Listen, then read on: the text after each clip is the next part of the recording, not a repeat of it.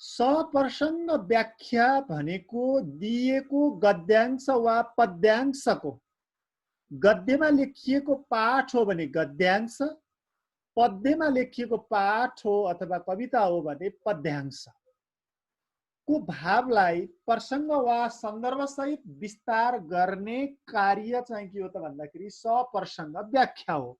यसबाट विद्यार्थीहरूमा व्याख्या गर्ने सिपको विकास चाहिँ हुन्छ र सामान्यतया कुनै पनि भाषिक अभिव्यक्तिमा, कवितामा त हुन्छ नै, कथाहरूमा पनि, निबन्धात्मक पाठहरूमा पनि, जीवनीमा पनि त्यस्ता केही विशेष खालका मार्मिक पंक्तिहरूले भावहरू बोकेर आएका हुन्छन् अथवा मार्मिक पंक्तिहरू हुन्छन्। त्यस्ता मार्मिक पंक्तिहरूभित्र चाहिँ निहित भावको चाहिँ प्रसङ्ग सहित व्याख्या गर्ने कार्य सप्रसङ्ग व्याख्या हो। सप्रसङ्ग भनेको कुन सन्दर्भमा, कुन प्रसङ्गमा, कसले कसलाई किन भनेको र त्यो भाषिक अभिव्यक्तिको आशय चाहिँ के हो त। जस्तै जननी र जन्मभूमि स्वर्गभन्दा पनि महान छन् भन्ने कुरा चाहिँ जुन जन्मभूमि कथामा चाहिँ रामचन्द्रले भनेका छन्, अब जननी र जन्मभूमि स्वर्गभन्दा पनि महान छन् भन्ने प्रसङ्ग चाहिँ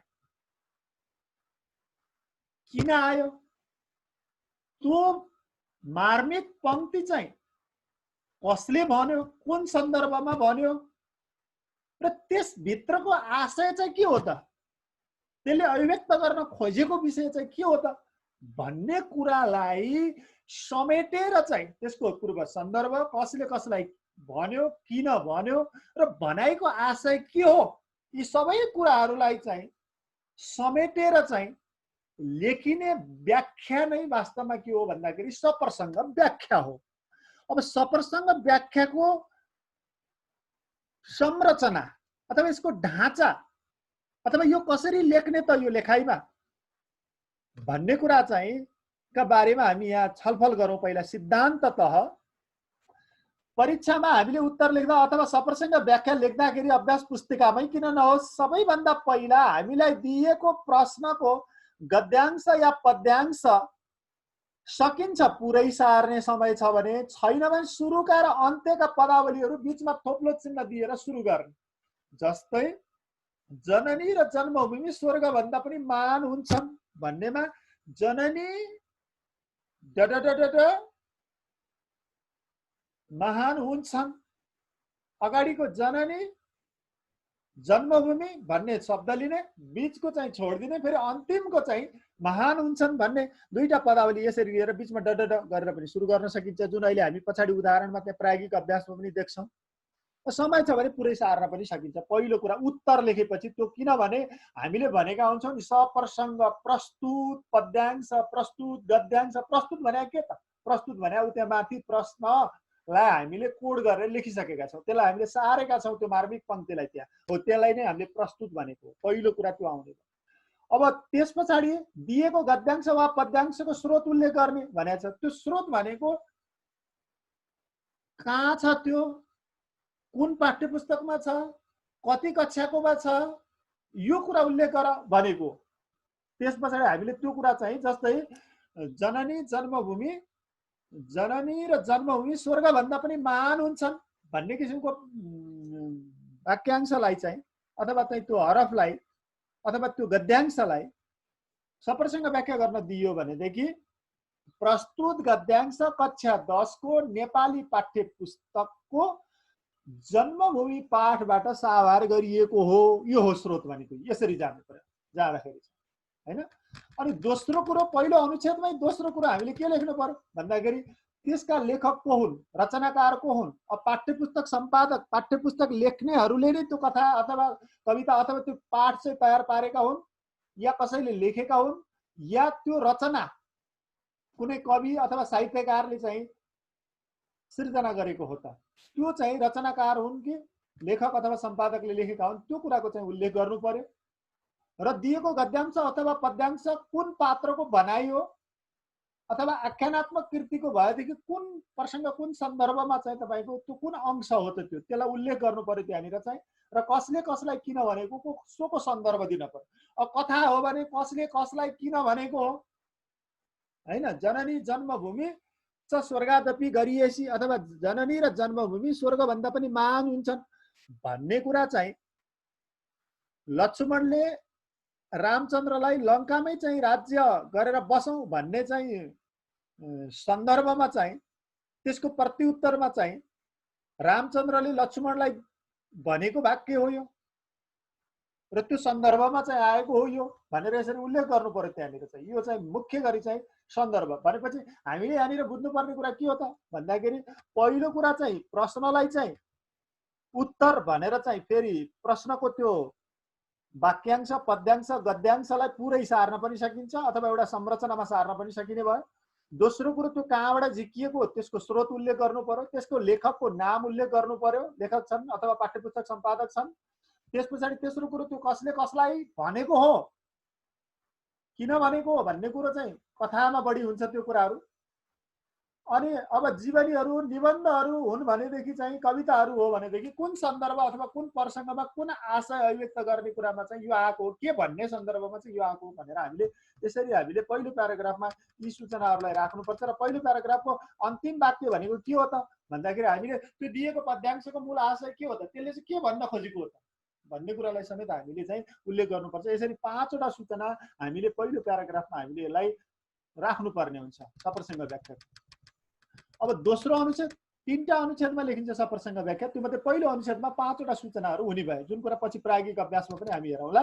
दोस्रो अनुच्छेदको व्याख्या भनेपछि अब दोस्रो अनुच्छेदलाई निर्माण गर्ने सन्दर्भमा हामीलाई दिएको पद्यांशलाई अथवा गद्यांशलाई विस्तार गर्नु पर्यो। त्यो भावको विस्तार गर्नका लागि हामीले के गर्नु पर्यो भन्दाखेरि सबैभन्दा पहिलो कुरा त्यो गद्यांश अथवा पद्यांशको पाठसँगको नजिकको सम्बन्ध देखाउनु पर्यो। पाठसँगको नजिकको सम्बन्ध देखाउने भनेको के हो भन्दाखेरि अब जननी र जन्मभूमि स्वर्गभन्दा पनि महान छन् भन्ने कुरा आउँदाखेरि अब त्यहाँनिर रामको चरित्रसँग जोडेर लिएर आएर त्यसलाई चाहिँ हामीले के गर्न सक्ने भयो त भन्दाखेरि अब यो रामचन्द्रले चाहिँ आफ्नो चाहिँ जन्मभूमिप्रतिको अगाध आस्था अथवा सम्बन्ध देखाउने सन्दर्भमा प्रसङ्गमा यसरी भनेको भन्ने एउटा पाठसँगको नजिकको अथवा त्यहाँनिर चाहिँ त्यो आदर्श चरित्रको कुरा लिएर आउनु पर्यो।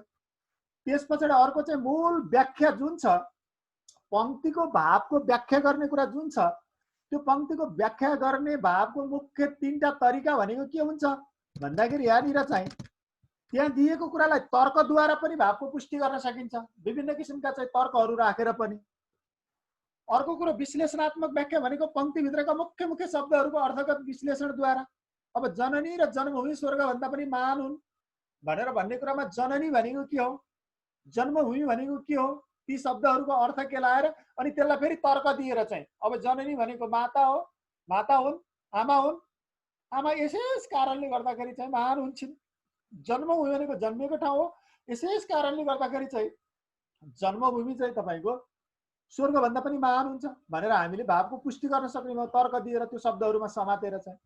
अर्को कवितामा हो भने कहिलेकाहीँ के हुन्छ, कविताहरूमा हो भने त्यसको लक्ष्यार्थ अथवा व्यङ्ग्यार्थ त्यसले दिने अलिक परको अर्थ, सोझो अर्थ नभएर अलिक परको अर्थतिर पनि हामीले चाहिँ त्यसलाई गर्न सक्छौँ। जस्तै अब यो कविताका श्लोकहरूमा यसको सन्दर्भ मिल्न सक्छ, तर यो सामान्यतया दोस्रो प्याराग्राफमा व्याख्या गर्दाखेरि हामीले के गर्ने हो भने कि शब्दलाई समात्ने, शब्दको अर्थ लगाएर अर्थका माध्यमबाट त्यसलाई चाहिँ विस्तार गर्दै जाने, अनि त्यसका सन्दर्भहरूलाई चाहिँ कोट्याउँदै जाने र तर्कद्वारा त्यसलाई पुष्टि गर्दै जाने हो। त्यसलाई चाहिँ अनि लगेर पाठको सन्दर्भसँग प्रसङ्गसँग जोडेर त्यसको आधारमा टेकेर चाहिँ हामीले के गर्नुपर्छ, सप्रसङ्ग व्याख्या लेख्नुपर्छ।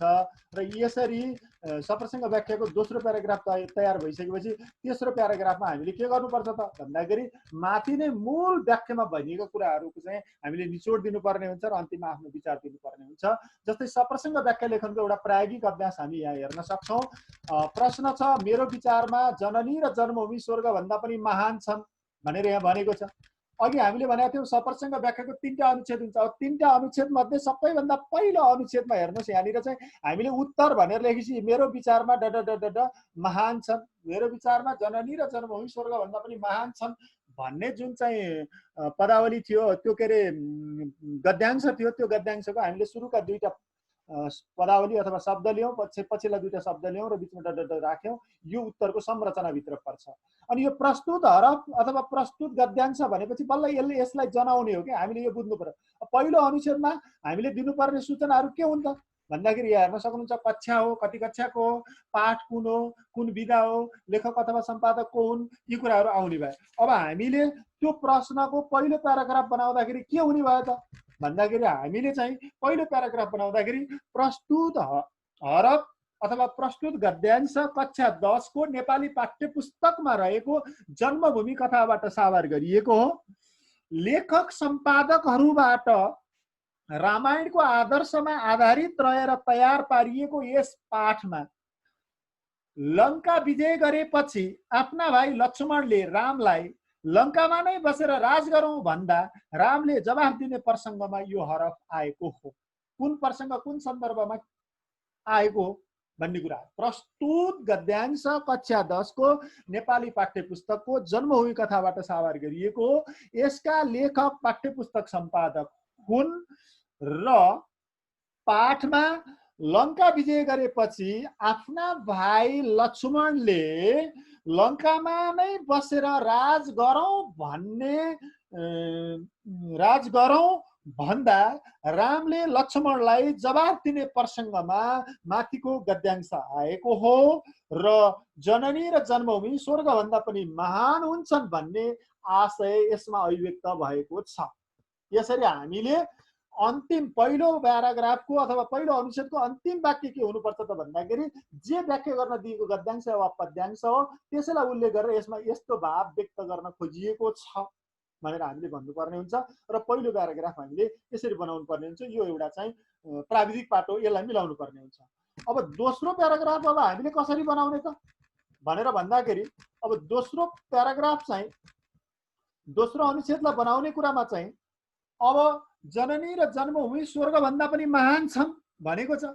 अब जननी र जन्मभूमि स्वर्गभन्दा पनि महान छन् भनेपछि हामीले अघि के भनेका थियौँ दोस्रो प्याराग्राफमा त्यो व्याख्या गर्न दिएको गद्यांश वा पद्यांशका शब्दलाई समातेर त्यसलाई अर्थापन गर्दै त्यसलाई अर्थ लगाउँदै त्यसको सन्दर्भ प्रसङ्गहरू कोट्याउँदै अनि तर्कद्वारा त्यसलाई पुष्टि गर्ने भनेका थियौँ। जस्तै अब हामीले के गर्न सक्छौँ त भन्दाखेरि दोस्रो प्याराग्राफमा जननी भनेको चाहिँ आमा हुन् हैन, आफूलाई जन्म दिने आमा संसारमा सबैभन्दा महान आमा हुन्। आमाले आफ्नो गर्भमा बोकेर अनेकौं कष्ट सहेर मानसिक पीडा बेहोरेर सन्तानलाई जन्म दिएकी हुन्छन्।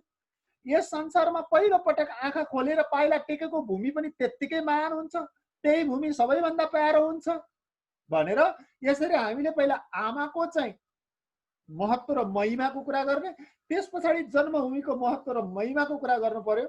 र त्यसरी कुरा गर्दाखेरि हामीले अब आमाको महिमा र महत्त्वको कुरा त अब 9 महिनासम्म गर्भमा राखेको कुरो, कष्ट भएको कुरा, अनि दुःख भएका कुराहरू, सन्तानलाई जन्माउने, हुर्काउने, बढाउने, पढाउने, अन्माउने, बिना स्वार्थ निस्वार्थ भावले सन्तानप्रतिको उहाँको चाहिँ जुन लगाव हुन्छ त्यो कुरालाई हामीले चाहिँ छोटोमा, धेरै लामो फेरि त्यो आमाकै बारेमा धेरै लामो लेख्नु भने होइन, 3-4 लाइनमा त्यहाँनिर चाहिँ हामीले आमाको महत्त्वलाई लेख्नु पर्यो। त्यस पछाडि जन्मभूमिको महत्त्वलाई लेख्नु पर्यो। अब जन्मभूमिको महत्त्वलाई लेख्दाखेरि हामीले लेख्नु पर्यो के त भन्दाखेरि वास्तवमा हामीले त्यो ठाउँमा मात्रै हामीले चाहिँ स्वतन्त्रता प्राप्त गर्छौँ जहाँ हामी जन्मिएका हुन्छौँ। जस्तै घर, हाम्रो जन्म ठाउँ, हामी कति घरमा कति स्वतन्त्र हुन्छौँ। हामी जन्मिएको जन्मभूमि हाम्रो देशमा हाम्रा सम्पूर्ण हक अधिकारहरू हामी स्वतन्त्र पूर्वक हामी उपभोग गर्न पाउँछौँ हैन। अनि त्यो जन्मिएका ठाउँमा चाहिँ हामीले के हुन्छ त भन्दाखेरि त्यहाँको चाहिँ हावापानी हैन, त्यहाँका उकाली ओह्राली, भन्ज्याङ चौतारीहरू, खोला नालाहरू हैन, पहाड पर्वतहरू अथवा हामी जहाँ जन्मिएका हुन्छौँ हो त्यो सम्पूर्ण कुरा चाहिँ हाम्रो चाहिँ जीवनमा त्यसले प्रत्यक्ष प्रभाव पारेको हुन्छ। त्यो हामी बाल्यकालमा जसरी हुर्केका हुन्छौँ, जहाँ हामी रहेका हुन्छौँ, ती सम्पूर्ण कुराहरूले हामीलाई चाहिँ प्रभाव पारेको हुन्छ। किनकि आमाले लालन पालनमा चाहिँ खर्चेको समय, उहाँले गरेको लगानी हाम्रा लागि एउटा कुरा महत्त्वपूर्ण हुन्छ। अर्को कुरो चाहिँ आमाले सन्तानको उन्नति, प्रगति र सुखका लागि चाहिँ जुन किसिमको लक्ष्य राख्नुहुन्छ, जुन काम गर्नुहुन्छ, हाम्रो प्रगति र उन्नति भएपछि कति खुसी हुनुहुन्छ, कति आनन्दित हुनुहुन्छ हो, त्यसरी आमाको महिमा वर्णन गर्नु पर्यो।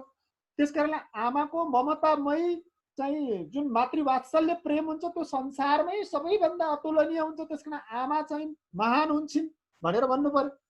अब देश पनि तपाईँको हामीले जुन स्वतन्त्र तरिकाले हामी यहाँ बस्न पाएका छौँ, यो माटोको सम्बन्ध हाम्रो मुटुसँग जोडिएको हुन्छ।